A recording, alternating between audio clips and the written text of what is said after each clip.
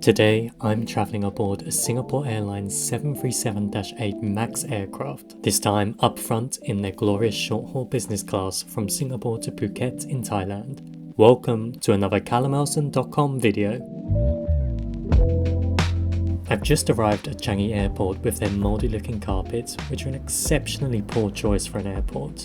Until a few minutes ago, I was supposed to take this flight in economy. However, I paid 200 Singapore dollars for an upgrade. As such, I didn't get time to visit the business class lounge and instead spent some pre-flight in the Krisflyer Gold Lounge here at Terminal 2. This is where most regional flights on Singapore Airlines network depart from, and I accessed it using my Star Alliance Gold status. It's one of their older lounges, and that really shows through the design, but has been well maintained, with food bang on average for this airport. It's a comfy place to relax. However, if you're on a longer connection, you would be better off heading to the Terminal 3 lounges, which are actually quite easy to access. With just 2 hours on our connection, it was soon time to head to the departure gate, as with all of Changi Airport, bar Terminal 4, security takes place at the gate. I'm not a fan of this setup, whatever airport it happens at, since queues form very quickly compared to a central security checkpoint where there's more capacity to process people. It's worth noting that most gates don't have toilets, but many do have water fountains to fill up your bottle. And here's a quick glance of our beautiful bird, the Singapore Airlines 737-8 MAX aircraft. There was a momentary boarding not boarding moment before I was welcomed aboard by the excellent SQ cabin crew. The business class cabin consists of 10 seats with rows 11 and 14 in a 2-2 layout, while row 12 is in a 1-1 layout, the infamous throne style seat. Yes, I didn't say that wrong. The front row is row 11. It's a stylish looking cabin that is modern and comfortable for the flight lengths they serve. Most 737 Singapore Airlines flights are up to around 3.5 hours, while the longest is 4.5 hours to Darwin in Northern Australia. Having flown Ryanair, BA and EasyJet from the UK to Cyprus, a very similar distance to that route, the SQ 737 in any cabin is excellent. I'm in seat 12J today, a throne perfect for a solo traveller when their companion is still back in economy class. The seat is 22 inches wide, which isn't industry leading, but is a little wider than the rest of the seats you'll find in this cabin. A large pillow and soft touch blanket can be found on a seat as you board. Straight ahead is a 16-inch touchscreen display with the ever excellent KrisWorld entertainment system. To the left is an Alcantara style effect padding with storage area, which can't be used during takeoff. Above this is the headphone jack and USB-A charging ports, as well as a holder for headphones. To the right is a dimmable reading light. In the armrest is a remote control that can be used to browse the entertainment system, or used simultaneously to open one piece of content, such as the in-flight map, while watching another on the main screen. There is also an enclosed cubby in this area, which is really large and spacious, though to my shame, I forgot to video it, so here is a picture from another website. If I were to improve it, I would place it closer to the window than the aisle, just to improve passenger security. To the right, starting near the display, is a literature pocket, where the airline staff have positioned the attractive menu to peek out of the pocket.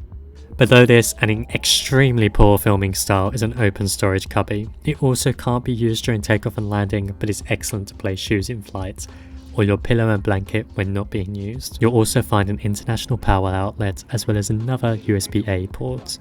And here are the unbranded Singapore Airlines headphones with disposable covers. Nothing special, but they are the same as provided on their long haul routes. Below the entertainment screen is a pouch which can be used at all times of the journey. It can't take too much, but it can take a couple of kilos of small items such as your mobile phone or your passport or your wallet. Now this isn't actually the first time I've flown this seat. Previous to publishing videos on YouTube, I flew it on Aer Lingus from London to Dublin. While the bones of the seat are the same, you can really see how those SQ touches elevate the product to look and feel more premium. The included blanket and pillow are, unsurprisingly, really good for a flight of this duration. Soft, fluffy and comfortable, they're a great option by the airline. Now, here's where the 737-8 goes a tiny bit downhill, the teeny tiny bathrooms. Boeing really made these small and difficult for even average height people to fit. To SQ's credit, at least they outfitted them with the usual Pentagon amenities, although no amenity kits like their longer flights.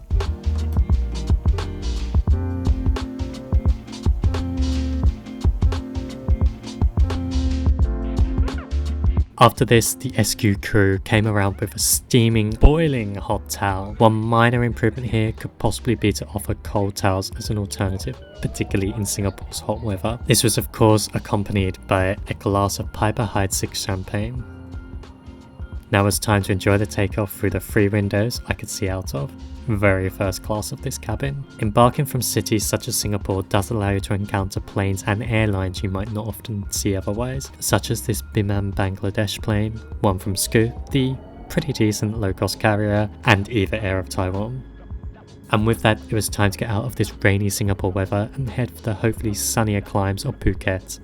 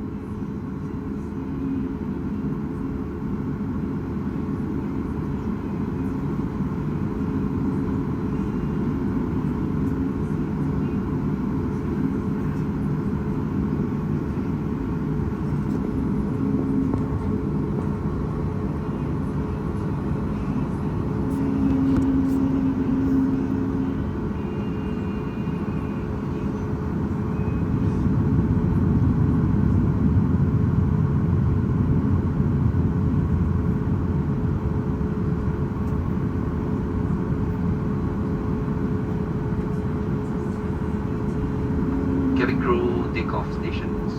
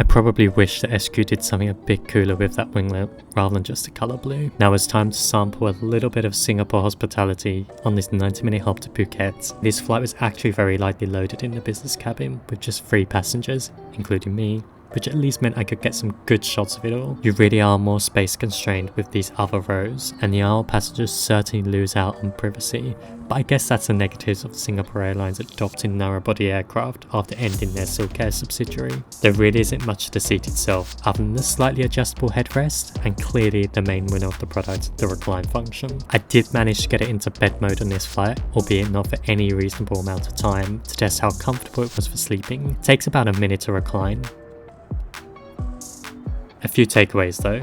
The surface was relatively firm in a comfortable manner, while those with broader shoulders may find that the space between the 2 sides of the seat constrict their movement. In this throne seat, you may get a small sense of claustrophobia. Meanwhile, the foot cubby is small and those with larger feet may not like it. Even my relatively small feet felt a bit constricted. Here's a peek of those other seats, which aren't massively different, but are way more exposed. A good sized meal service was provided on this route. The tray table pops out in 2 halves using this little button on the left console.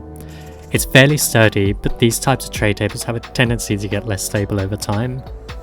And here's the meal. Beef massaman curry with rice, a salad and cream cake thing. Not the best meal I've had on a plane, but I would say slightly better than what you would get on a longer European business class flight. I finished the meal with a coffee and a glass of champagne, of course. Here's a cringe toast to future travels. Well, I feel like I've covered this system a billion times now. The interface of KrisWorld is one of my favourites for how easy it is to navigate. While you can also link your Singapore Airlines app to control the screen from your phone and carry over your watch list from other flights, in terms of content, I couldn't find a discernible difference to long-haul flights, which is great if you're planning to finish something off from your previous journey, something you can't guarantee with every airline. Even those like Qatar Airways. I stuck live TV on for most of my journey since I wasn't properly watching anything, and it wasn't enough time on this flight to watch it. Like my previous journey, mapping was provided by Panasonic Arc, a great intuitive system. The best thing about all of this though, bar the screen size, is that you get the exact same system in economy class. Finally, it's worth noting that the airline offers Wi-Fi on these aircraft.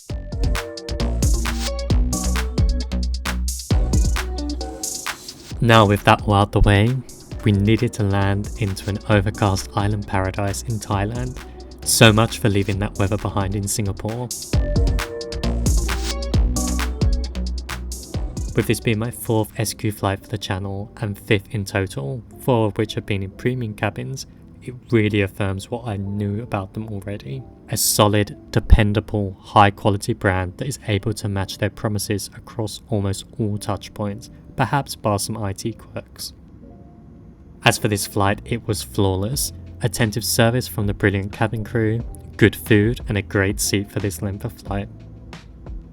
This seat isn't perfect though, and perhaps SQ could have gone for something more like JetBlue's newer Mint seat or the yet to be introduced Fly Dubai seat. Frankly speaking though, SQ aren't serving destinations with this narrow body as far as those 2 are. Compared to their Southeast Asian peers, Thai, Cathay and Malaysian, SQ are in a league of their own when it comes to their aircraft.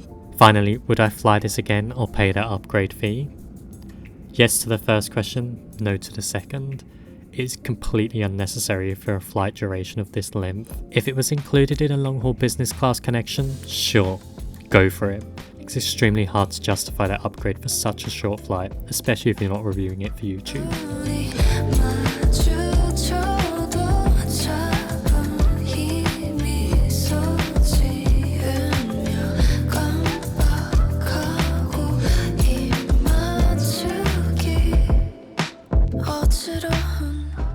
What did you think of this journey? Debate me down below. Is this all completely unnecessary? Or did SQ make the right move with this seat? Comment down where you know where to look. Like this video, please do subscribe and hit that notification bell. If you're new here, why not watch my last video where I flew in the same aircraft but down the back of the plane? Or perhaps upgrade entirely to the A380 in suites class. Thanks for watching, I'll see you next time in another callumnelson.com video. Bye bye.